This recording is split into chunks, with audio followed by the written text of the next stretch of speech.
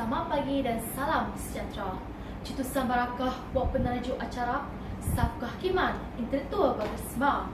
Seterusnya, sidang hadirin warga Dewan berwibawa. Salam Malaysia Madani. Hadirin sekalian, sesungguhnya pendidikan cemerlang ditaktifkan sebagai pengasas menyuburkan pemahaman teori, praktikaliti dan budaya, mengkaji tanpa henti dalam mencanai ketinggian akal budi insan sejati. Proses ini dapat memanusiakan manusia dan mencorakkan kearifan sesebuah bangsa. Maka, untuk menjadikan Malaysia sebuah negara terbilang, pendidikan cemerlang berpandukan falsafah pendidikan kebangsaan dilihat mampu melahirkan masyarakat yang bertamadun demi mencapai luasan negara maju yang kita impikan.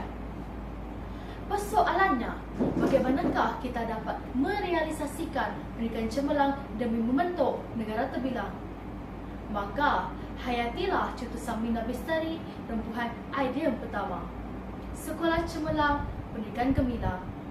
Menerusi pelan induk pembangunan pendidikan, institusi sekolah sentiasa ditambahbaikkan, sekolah kebangsaan diperkasakan, jurang pendidikan dirapatkan, sekolah wawasan diwujudkan, semuanya untuk menyemai budaya kecemerlangan dan semangat perpaduan ke arah satu Malaysia yang kita gagaskan. Dalam era kemodenan, sekolah bestari menjadi pilihan.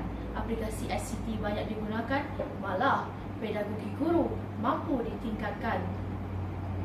Bagi menangani golongan pelajar bermasalah, pendekatan konseling dibuat secara berhemah, penerapan disiplin membentuk sasia, keterampilan murid kian terselah, bukti pendemokrasian pendidikan tidak pernah goyah. Hakikatnya, institusi pendidikan kita terbukti cemerlang apabila laporan Daya Saing Global 2012 Forum Ekonomi Dunia meletakkan kualiti pendidikan negara di tangga ke-14 daripada 142 buah negara. Malah, transformasi pendidikan telah meloncakkan kecemerlangan apabila 182 buah sekolah klasta berjaya dikenal pasti. 66 buah sekolah pula diiktiraf berprestasi tinggi, bahkan 2,450 buah sekolah dilihat berpotensi memperbaiki grade purata sekolah sendiri. Sudah terang lagi bersulur, sekolah gemilang, pendidikan cemerlang, negara terbilang. Hadirin sekalian, rempuhan idea yang kedua, guru cemerlang, pendidikan gemilang. Kecemerlangan sistem pendidikan di Malaysia sebenarnya ditunjangi oleh 5 prinsip utama golongan pendidik kita, iaitu kekuatan intelek, kepemimpinan berwibawa, kemudian akhlak, kesediaan untuk berubah, serta kecintaan terhadap profesion keguruan. Lantaran itulah, standard guru Malaysia telah dilancarkan, petunjuk prestasi utama sektor pendidikan terus diperkasakan, guru cemerlang diberi pengiktirafan, tawaran bayar baru turut diberikan, bukan untuk menambah beban atau tekanan, tetapi sebagai dorongan untuk merintis perubahan demi kemajuan dunia pendidikan. Kepimpinan berteladan turut dijadikan teras utama, lebih-lebih lagi dalam pengurusan masa, tanggungjawab bersama, amalan etika dan budaya kerja dalam meningkatkan kualiti pendidikan. Hasilnya kini, bilangan guru dan pengetua cemerlang telah mencecah 8,125 orang berbanding 5,984 orang pada tahun 2010. Lebih membanggakan lagi, kajian indeks persepsi murid 2012 mendedahkan bahawa 97.4% murid-murid Malaysia menganggap guru-guru mereka bersifat penyayang, berdedikasi, malah menjadi sumber inspirasi. Benarlah nukilan pantun, berguru ke padang datar dapat lusa belang kaki, berguru ke padang ajar bagai bunga kembang tak jadi. Terima kasih guru-guru Malaysia dalam menjayakan hasrat pendidikan cemerlang negara terbilang. Hadirin sekalian, rempuhan idea yang ketiga, pendidikan cemerlang modal insan gemilang. Sedarkah kita bahawa hari ini gejala sosial bermaharajalela, mak rempit dan bosiah jadi idola, zina pula dianggap biasa, bayi dihumban tanpa kasihan, dipijak, ditendang tanpa insan, lebih menyedihkan hati, bapa dicaci, ibu dimaki.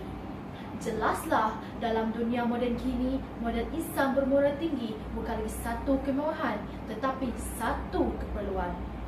Maka, dalam membentuk keterampilan modal insan, pendidikan seimbang kita aplikasikan, subjek sivik dan kewarganegaraan kita mantapkan, pengisian kurikulum kita perhebatkan, dasar satu murid satu sukan kita lancarkan, kempen budi bahasa kita jayakan, bahkan disiplin pelajar kita tingkatkan. Lantaran itulah sistem pendidikan kita terbukti cemerlang dalam melahirkan individu yang kompetitif dan dinamik bagi mewarisi kepimpinan negara. Sekadar menyebut beberapa contoh, menerusi transformasi pendidikan, kita mampu menghasilkan lebih ramai pelajar pintar seperti Nur Amelina Cebakri, lebih ramai atlet muda seperti Datuk Nicole and David, lebih ramai tokoh belia seperti Suredi Kumari, malah lebih ramai idola remaja seperti Imam Muda Ashraf. Hakikatnya jelas, pendidikan cemerlang melahirkan modal insan gemilang demi memacu kejayaan negara terbilang. Ya, hadirin sekalian, konklusifnya pendidikan cemerlang menjelaskan kolerasi yang simbiotik antara institusi pendidikan berkualiti, golongan pendidik berdedikasi dan kemandirian pelajar modal insan berintegriti. Apabila kesemua ramalan ini mampu kita adun bersama, maka pendidikan kita akan menjadi lebih bermakna sekaligus menjayakan hasrat pembinaan citra negara yang berjaya. Benarlah bahawa pendidikan cemerlang negara terbilang. Sekian, terima kasih.